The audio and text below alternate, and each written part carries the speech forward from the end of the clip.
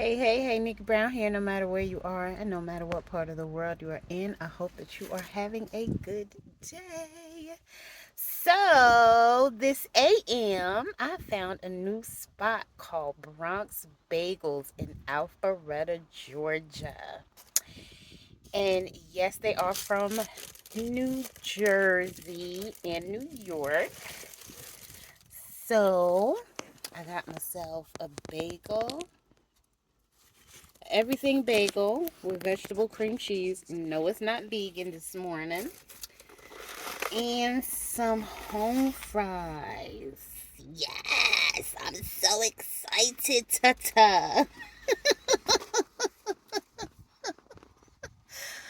OMG. Let me try a potato. I don't think they gave me a fork. Mmm.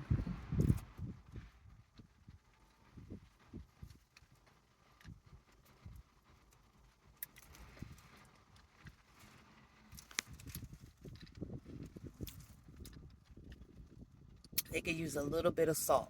But other than that, they are good. So, I'm getting ready to eat my breakfast. Pardon me for talking with my mouth full.